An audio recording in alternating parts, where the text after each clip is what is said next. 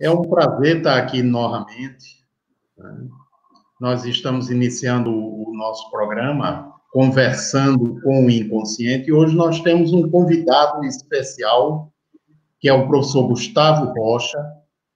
Ele é professor de Física na Universidade Estadual de Feira de Santana e professor de História da Ciência na Universidade Federal da Bahia. E eu o convidei porque há pouco tempo participei de um curso cujo título é exatamente o título da nossa conversa de hoje: A Mente Além do Cérebro. E foi um curso realmente muito bom. O assunto é instigante, né? É fascinante, e aí, por isso, resolvemos convidá-lo para participar do nosso programa aqui hoje e poder trazer essas informações, esses conhecimentos tão bons, maravilhosos, para todos vocês. Então, Gustavo, é um prazer tê-lo aqui. Eu vou deixar que você faça melhor a sua apresentação, que acho que você sabe se apresentar melhor do que eu poderia fazer. Obrigado, Gerardo. Então, em primeiro lugar, gostaria de agradecer pelo convite. Eu me sinto muito honrado e muito contente de estar aqui com você hoje. Como você falou, eu sou físico de formação, mas eu me especializei no mestrado, doutorado e pós-doutorados em História e Filosofia das Ciências. Essa relação entre ciência moderna e espiritualidade sempre me interessou, e o tema do curso que você mencionou e do nosso bate-papo hoje aqui, que se chama Mente Além do Cérebro, é o produto dessa pesquisa de pós-doutorado que eu realizei na Universidade da Califórnia, em Berkeley, onde eu fui um pesquisador visitante de 2016 a 2018, e onde eu estudei, como estudo de caso para um historiador filósofo da ciência, que sou eu, um grupo de pesquisadores que durante 15 anos, 40 a 50 desses pesquisadores se reuniram 1, 2 vezes por ano nesse instituto chamado Instituto Esalen, que fica na costa da Califórnia, nessa região chamada Big Sur, em cima da ideia ou da proposta de pesquisa de que a consciência humana não pode ser reduzida na sua explicação e no seu funcionamento e na sua realidade última ao funcionamento do cérebro. Então, a tese seria algo próximo como a tese do filtro, que é aquela tese que entende que o cérebro, ele filtra ou ele transmite a consciência, muito parecido com o rádio, a televisão, e não, de fato, produz a consciência, que é a visão dominante nas neurociências, nas ciências cognitivas e na maioria das posições em filosofia da mente. O que me interessou, além, é claro, do diálogo ciência e espiritualidade, foi justamente a consistência teórica, empírica, filosófica, científica desse grupo.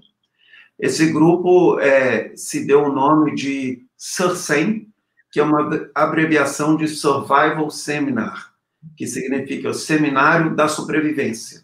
No caso, é uma provocação que faz uma referência a esses pesquisadores do final do século XIX, da Sociedade Britânica de Pesquisas Psíquicas, como Frederick Myers, que tinha como projeto de estudo buscar evidências empíricas que alguma coisa da nossa mente, da nossa experiência subjetiva, humana, da nossa consciência, sobreviva à morte corpórea.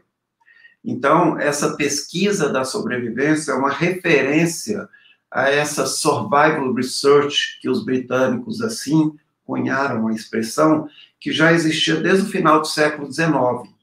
Então, eles partiram da ideia de que, passados cerca de 100 anos, que esses pesquisadores como Frederick Myers, William James, Edmund Gurney, britânicos e americanos, eles elaboraram essas pesquisas e passados 100 anos, eles queriam atualizar, ou seja, trazer aqueles mesmos temas, aqueles modelos, mesmo que incipientes, e tentar atualizá-los, tendo como contexto toda a ciência e a tecnologia que nós temos no século XXI. Então, para mim, foi um trabalho fascinante. Como todo trabalho de pesquisa, a sensação é que você nunca conclui, nunca termina, é um projeto sempre em andamento. E no curso Mente Além do Cérebro, eu tento fazer uma síntese em 12 horas, é um curso de 2 dias, em linguagem acessível, clara para o público leigo, para todas as pessoas interessadas, sobre os resultados e as várias fronteiras de pesquisa a respeito da consciência humana tratada por esse grupo no Instituto Exalei. Isso. Uma questão que tem me chamado bastante, uma coisa que tem me chamado a atenção, né, é que esses estudos apontam para aquilo que vem sendo chamado a mente não localizada, né? Ou seja, que a mente teria a capacidade para atuar além do limite do cérebro e do corpo, né? E esses estudos, eles já vêm há um bom tempo, né? E isso me remete, assim, para poder fazer a pergunta que eu tenho em mente, isso me remete a um livro do Dr. Larry Dossey, Reinventando a Medicina, no qual ele estabelece, a critério dele, 3 eras para a medicina. A primeira era é a mente, é a era da medicina da mente separada do corpo, né, que vai até mais ou menos a Segunda Guerra Mundial. Na Segunda Guerra, a partir da Segunda Guerra Mundial, e principalmente pela influência, principalmente não, mas também pela influência do uso da hipnose, né, nos campos de batalha, pela falta de anestésico, de analgésico, né, começou a se perceber a participação da mente nos processos de analgesia e de cura, né? E outros também, alguns trabalhos e relatos de médicos, né, principalmente alguns que foram ao Haiti, que tiveram experiências com o voodoo haitiano, né, ou seja, da ação da mente sobre uma outra pessoa, tanto no sentido de acolher, como no sentido da emissão. E aí avançou-se bastante nesse estudo e surgiu a segunda era da medicina, né, que, na visão desse autor, que é a era em que há a interação da medicina mente-corpo, né? E a mente podendo agir sobre o corpo e o corpo interagindo com a mente. E a partir da década de mais ou menos 80, que é quando ele estabelece, se não me falha a memória,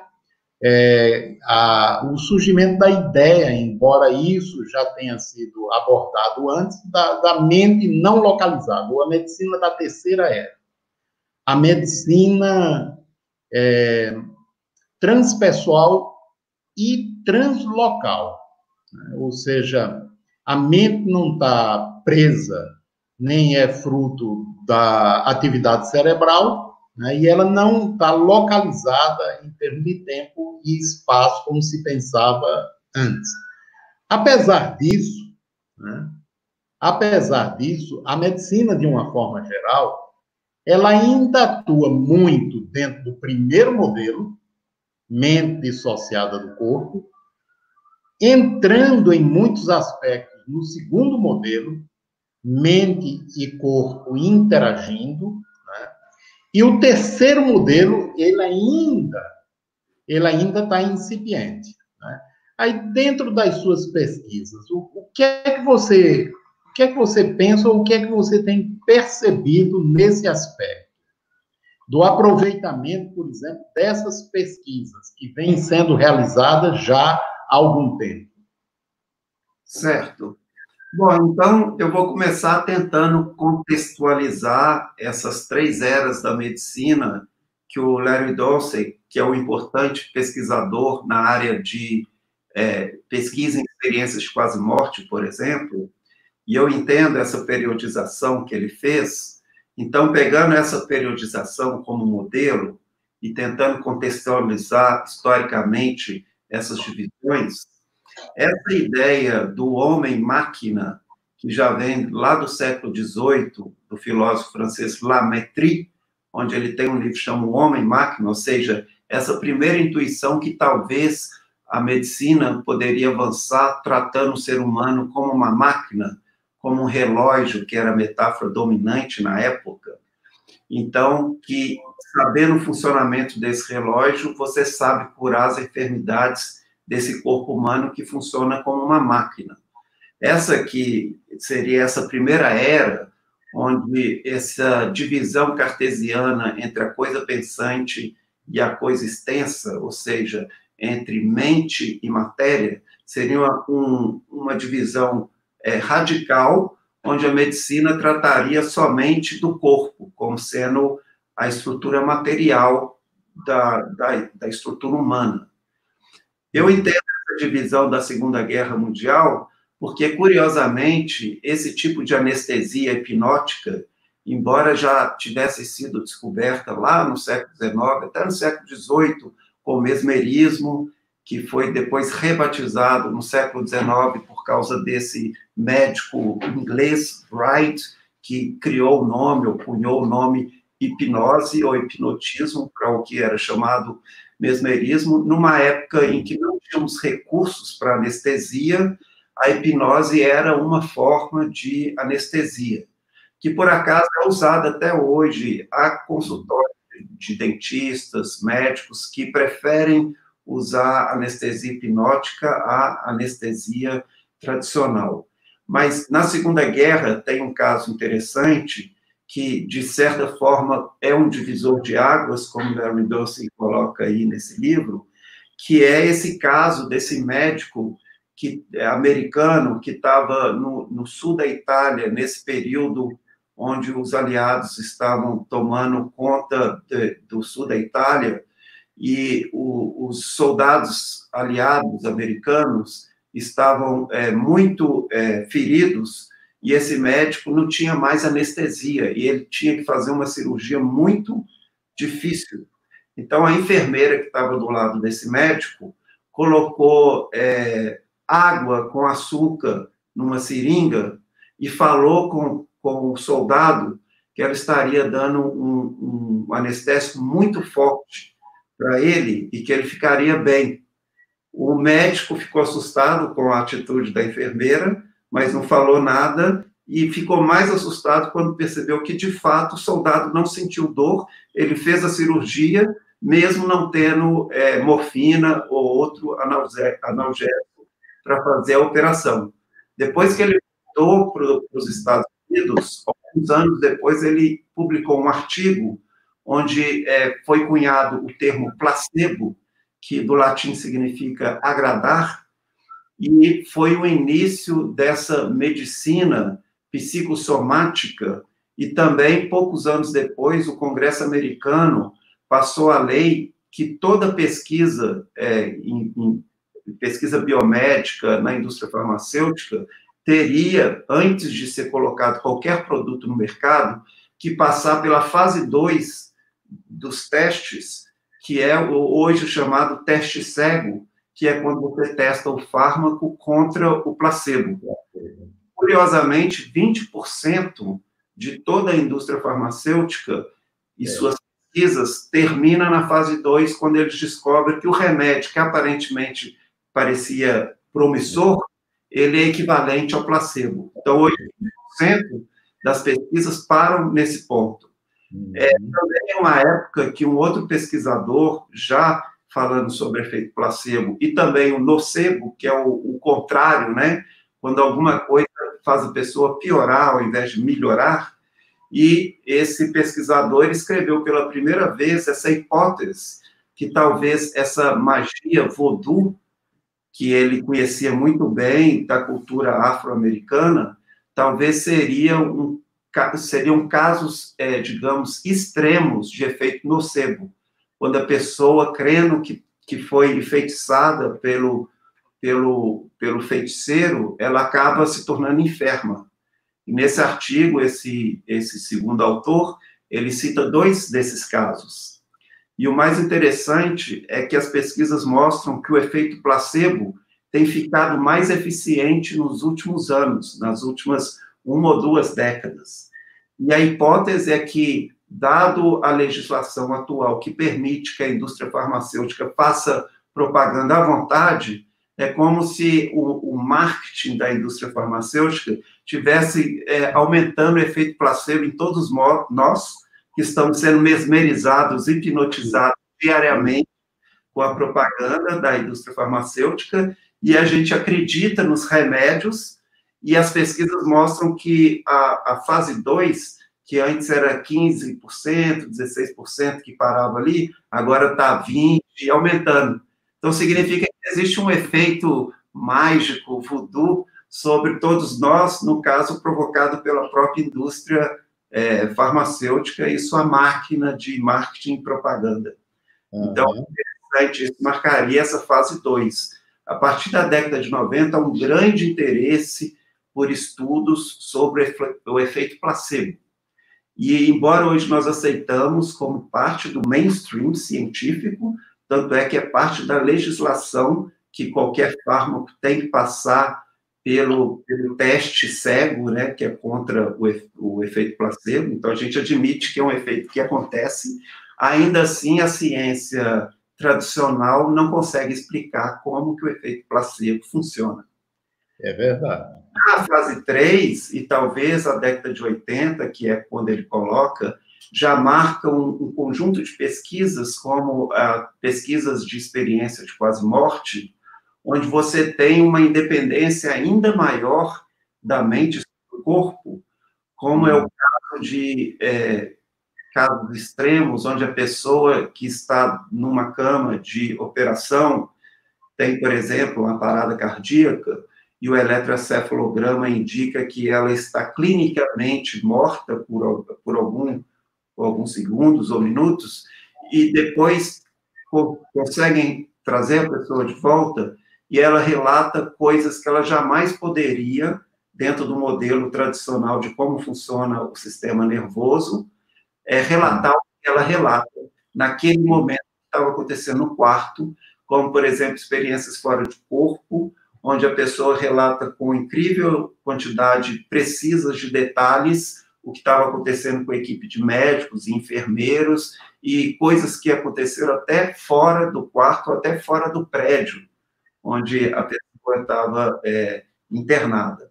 Então, talvez seja um bom marco, tomando como exemplo a data de 1975, que é quando Raymond Moody, esse psiquiatra americano, lançou esse primeiro livro, chamado Vida Após a Vida, onde ele faz uma coletânea de alguns desses casos e faz uma primeira taxonomia da fenomenologia das coisas que acontecem.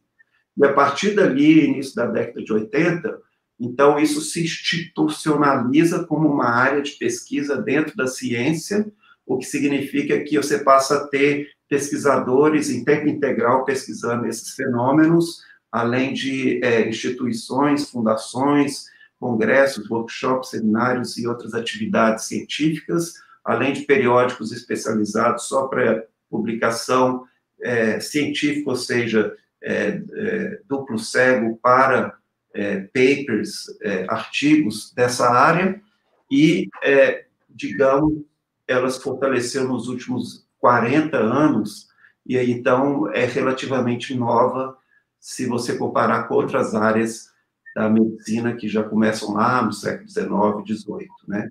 Então, talvez essa indicaria essa terceira fase, onde você começa a ter uma pesquisa científica, como o próprio Larry Dossey faz, onde você estuda esses fenômenos que pensam a mente como tendo uma preponderância, em certos casos, sobre o funcionamento do cérebro.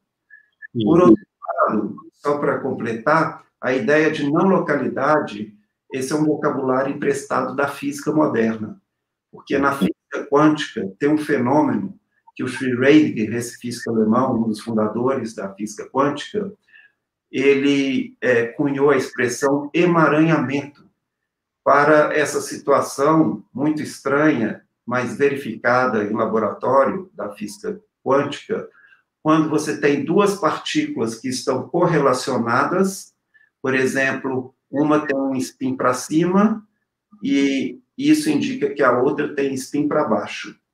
E se você muda uma, supostamente você está mudando a outra, instantaneamente. E isso que significa não localidade. Porque, a rigor, a física entende, mesmo no caso a relatividade restrita, que a velocidade da luz é a velocidade máxima que qualquer informação, qualquer sinal, matéria ou radiação, pode se mover. Então, a princípio, a não localidade seria uma maneira de romper essa lei da natureza que a gente entendia pela relatividade restrita. Há controvérsias a respeito das interpretações desses fenômenos, mas, no entanto, daí veio a analogia. Como os fenômenos parapsíquicos são fenômenos que envolvem esse tipo de comunicação instantânea, como é o caso de telepatia, e já sabe-se que em laboratórios de parapsicologia você faz os experimentos telepáticos independente da distância que as pessoas estejam, ou mesmo sabendo que essas pessoas estão dentro de uma cápsula que não permite passagem de ondas eletromagnéticas, isso não altera em absolutamente nada o fenômeno. Então, aparentemente, não é um fenômeno que acontece segundo as leis da física que a gente entende. E, por isso, a experiência em busca de uma explicação acabou achando na física moderna, no caso, os fundamentos da física quântica, uma candidata à explicação.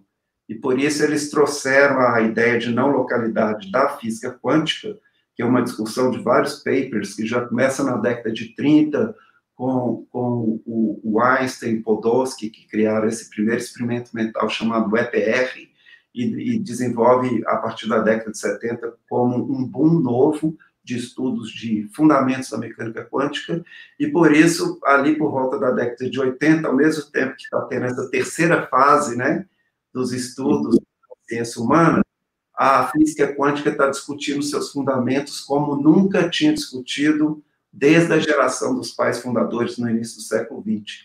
Então, acho que os discursos casaram nesse momento, e até hoje você tem livros de parapsicólogos como Tim Renning, ele tem um livro que chama Mentes Emaranhadas, que é justamente uma alusão ao fenômeno do emaranhamento quântico.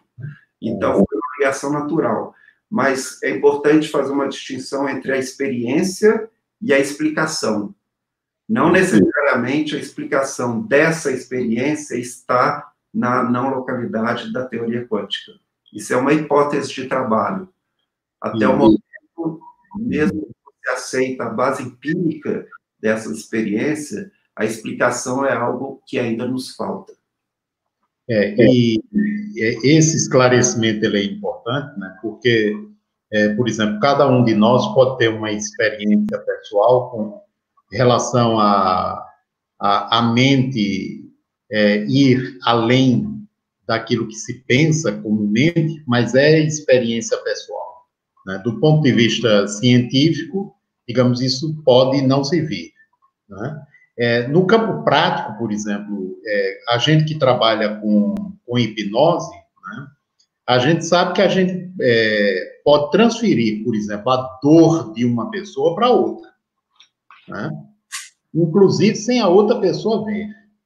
E nesse tipo de situação, o que a gente observa é que tem algo que vai além da simplesmente sugestão, porque a outra pessoa não está vendo, né? Do ponto de vista consciente, pelo menos, ela não está percebendo, mas isso pode ser feito, não com todo mundo, né?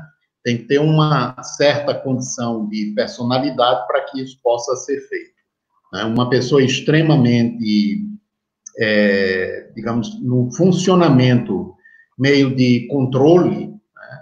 Isso é mais difícil, teria que ter um treinamento antes, mas Pessoas com outras características de personalidade, isso é mais fácil você fazer.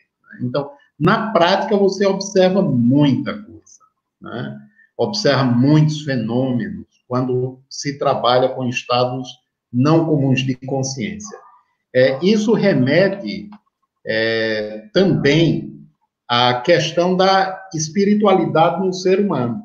Uma coisa que eu pensei muito enquanto estava assistindo os vídeos do seu curso, é nessa questão que, do ponto de vista científico, a gente ainda se debate um pouco, apesar de, por exemplo, a Associação Brasileira de Psiquiatria, no ano passado, no primeiro semestre do ano passado, mandou, através da sua revista, uma recomendação aos psiquiatras.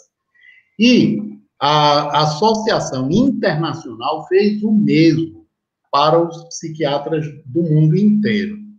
A recomendação era pesquisar e investigar a espiritualidade do paciente e utilizá-la, né, como fonte de possibilidade de cura também, né, de tratamento para aquele paciente. Ou seja, não é a espiritualidade do psiquiatra, né, é a espiritualidade do paciente. A espiritualidade do psiquiatra entra aí na interação, não as crenças religiosas, né, mas a espiritualidade. E a do paciente aproveitar também as crenças religiosas aí, porque tem uma influência muito grande no processo de reabilitação e de cura do paciente. Então, essas pesquisas, elas parecem que estão colaborando, né, e levando a uma intensificação dos trabalhos que são realizados nesse campo, né, e mesmo que aí, por enquanto, digamos, de uma forma geral, a medicina ainda não esteja se aproveitando bem do que está sendo feito, mas surgem ilhas, né? Ilhas de atividade, de pesquisa, de trabalho nessa área. Como é que você vê isso, Gustavo? Gerardo, essa é uma pergunta muito interessante e a forma como você colocou ela eu achei perfeita. Eu gosto sempre de pensar no modelo do Sigmund Freud, porque você tem duas pessoas em uma. Uma é o médico e a outra é o cientista. São dois objetivos de trabalho diferentes. O médico tem como objetivo curar o seu paciente de suas enfermidades. E o cientista tem como objetivo buscar a natureza da realidade, a sua descrição mais objetiva possível. Às vezes, as duas pessoas não cabem na mesma pessoa. Por exemplo, esse é um dilema que o Freud sempre teve. Ele entendia, por exemplo, nós entendemos que o efeito placebo funciona. No entanto, quando um remédio tem a mesma eficácia do efeito placebo, a gente fala que o remédio não tem eficácia própria nenhuma, mas apenas nessa relação da subjetividade humana. Isso. O Freud, como ele estava caminhando da psiquiatria, ou seja, esse período que a medicina está caminhando da neurofisiologia para o sistema do córtex central e querendo fundamentar uma psicologia científica, né, psicologia, ciência da psique, através das ciências fisiológicas, no caso da neurofisiologia, que é a formação de doutorado do Freud e a formação de muitos psiquiatras na época. Então, você tem as duas tendências encontrando, a tendência do cientista e a tendência do médico. Um quer curar o paciente, o outro quer saber a verdade das coisas. E muitas vezes que curam o paciente não satisfazem a exigência metodológica do cientista. Por exemplo, foi o Freud, embate do Freud com a hipnose, que era usada por dois mestres dele, pelo Charcot, no Hospital Pitrier, em Paris, que ele estagiou com ele, e ele usava hipnose para tratar de histeria. e do Breuer, que foi o médico dele alemão, na austríaco, na Áustria, que tratava com hipnose também. E ele achava que tinha uma coisa muito mágica na hipnose, ele queria saber o segredo da hipnose. Ele deu a hipnose no tratamento, substituiu pela associação livre, e por essa relação de rapport, que para ele é a mágica da hipnose, que ele batizou de transferência e contra-transferência, que acontece com médico e paciente, e ali ele tentou fundar a psicologia clínica, no caso, ele nomeou esse método psicanálise, tentando unir o cientista e o médico. Então, a verdade é que nós, enquanto curadores do outro, não podemos esperar os avanços da ciência na sua descrição da realidade para usar todas as ferramentas que nos estão disponíveis para nossos pacientes. Então, esse tema do Freud, entre o médico e o cientista, que tem objetivos distintos, ele continua existindo em cada um de nós que trabalha com a saúde humana. Então, às vezes, nós sabemos que alguma coisa funciona, ou achamos que funciona, e isso é suficiente para implementá-la na nossa prática clínica, porque nós não podemos esperar a ciência comprovar ou sugerir que funciona ou que não funciona para salvar as pessoas que estão em sofrimento ou com enfermidades. Então, eu acho interessante, porque nós passamos ali nas fronteiras. A natureza humana, ela não vai deixar de ser a natureza humana só porque nós criamos uma descrição científica do mundo nos últimos 3 séculos. Então, há um embate epistêmico entre a prática da cura do outro, que existe desde os inícios dos tempos, né? E a descrição, ou a validação, a legitimação dessa prática dentro do linguajar do discurso científico, que é o discurso que, no final, acaba sendo institucionalizado. Então, quando você tem o DSM-5 pautando todas as psicopatologias, desde uma seguradora até um jurista, um advogado, até um médico, psiquiatra, estão usando aquele mesmo manual para catalogar ou classificar as pessoas dessa ou naquela psicopatologia. Então, o discurso científico, ele se institucionaliza. E, ao se institucionalizar, ele marginaliza outras práticas. É verdade. A prática xamânica, a cura espiritual, que sempre existiu como parte de várias civilizações e culturas ao longo dos milênios, acaba que na cultura moderna fica lutando, digamos, para entrar dentro do mainstream, que não possibilita, dado o seu discurso, a aceitação dessas práticas. Então, aí que está a figura do Freud, que eu trouxe no início dessa minha explicação, que nós vivemos nessa situação de ter que conciliar o objetivo do médico, que é curar a enfermidade, o sofrimento do seu semelhante, com o objetivo do cientista, que é descobrir a verdade sobre o mundo, a realidade sobre a natureza, como a natureza realmente é, independente das minhas crenças, dos meus dogmas, das minhas preferências, etc. Não dada por uma subjetividade humana, mas dada na própria objetividade da realidade. Então, esse é o problema. E o problema vai aumentando quando a gente estuda a relação mente e cérebro, como se fossem os dois lados da moeda, os 2 lados da laranja, que eu acabei de descrever, porque a mente e o cérebro começam a se misturar de uma forma tal que, no íntimo da natureza humana, essa distinção entre subjetivo e objetivo deve ser posta em dúvida, porque talvez ela tenha validade na física, na química, na biologia, na astronomia, mas quando trata da ciência da natureza humana, ela deve ser questionada. E aí as coisas não funcionam exatamente como funciona para as outras ciências naturais. É verdade, você falou muito bem, começando a respeito trazendo Freud, né? Porque o Freud, ele percebeu, através da hipnose, a existência de uma outra instância que não era o consciente, né? Naqueles trabalhos com a Ana Oh, né? A presença de uma outra estrutura que não era o consciente, e que essa estrutura se sobrepunha, podia se sobrepor ao consciente, né? Então, aí ele formulou. Mas uma coisa boa e que deixa muita esperança é que a gente percebe que vai havendo uma evolução. E se a gente conseguir sair do aspecto tribal, né? Você estava falando sobre isso, né?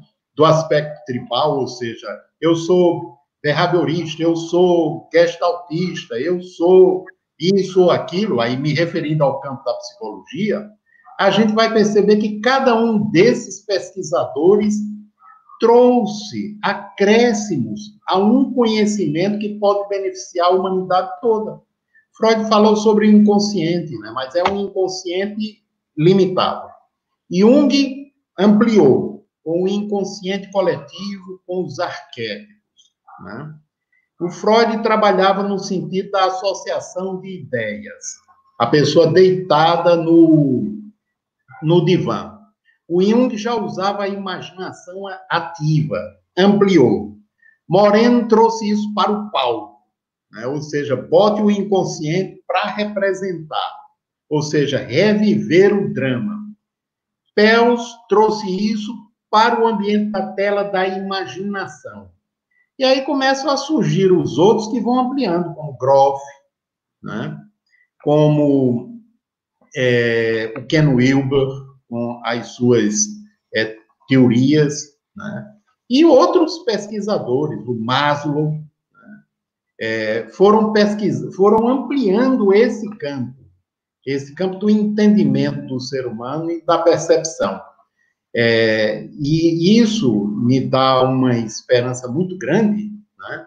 Da gente ampliando esse conhecimento, a gente ir, como ser humano, percebendo que nós somos muito mais do que simplesmente seres buscando sobreviver, né? Somos seres buscando aprender, né? Aprender sobre a gente, sobre a vida, né? Sobre o outro, né? Que é uma percepção muito difícil da gente poder fazer o outro como o outro. Então, todas essas pesquisas, eu acredito que elas ajudam, elas se somam e vão gradativamente favorecendo a gente. A gente está se aproximando do final, Gustavo, então eu quero agradecer de todo o coração a gentileza de você ter aceitado o convite, né, de fazer parte deste programa nesta noite, trazendo esses esclarecimentos tão importantes que você trouxe, né, e eu formulo o meu convite para todos, né, para conhecer o seu curso, né, e aí com você para as despedidas. Eu agradeço novamente, Gerardo, pelo convite. Para mim foi um prazer muito grande. O tempo voou. Eu acho que eu poderia estar aqui mais uma hora, pelo menos, com você. O curso ele acontece nesse final de semana, 6 e 7, sábado e domingo. São 12 horas. É um curso bem intensivo, mas muito gostoso. Também passa rápido. Isso. E a pessoa interessada pode ir no site www.mentealemdocerebro.com.br e fazer a inscrição por lá.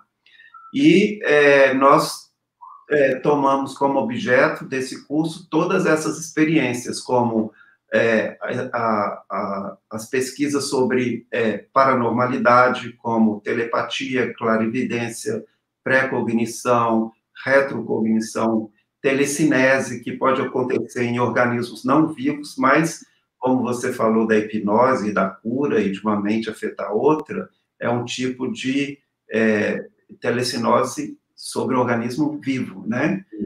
Também experiências de quase morte, crises de aparição, visões de leito de morte, uma série de experiências que são estudadas sob o escrutínio de uma metodologia científica.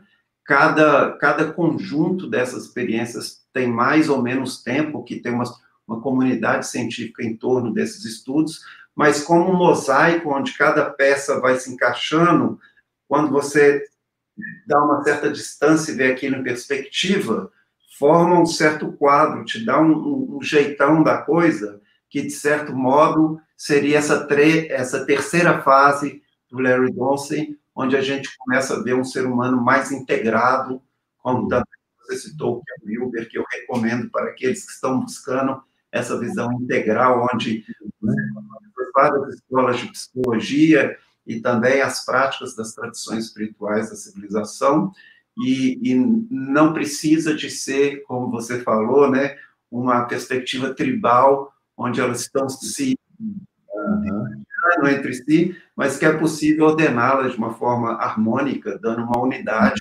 tanto para a pessoa entender a sua própria experiência no mundo, quanto para o terapeuta, os profissionais de saúde entender a sua própria prática. Então, a ideia é justamente pegar essas experiências extraordinárias para tornar a medicina, a psicologia, a psicoterapia mais inclusiva, tomando não só essa parte do homem-máquina, do Lametrie, que a psicologia cognitiva comportamental lida muito bem, mas com essa dimensão mais humanística e espiritual do ser humano, que essas outras correntes entendem melhor como proceder nos diversos tratamentos de enfermidades. Ok, muito obrigado mais uma vez, Gustavo. Obrigado a todos vocês que estão nos assistindo. E na próxima quinta-feira, nesse mesmo horário, estaremos novamente conversando com o inconsciente. Um abraço a todos. Muito obrigado ao Márcio, que está por trás das câmeras, né? Nosso amigo Márcio. E um abraço em todos. Saúde e se cuidem. Até a próxima. Até mais.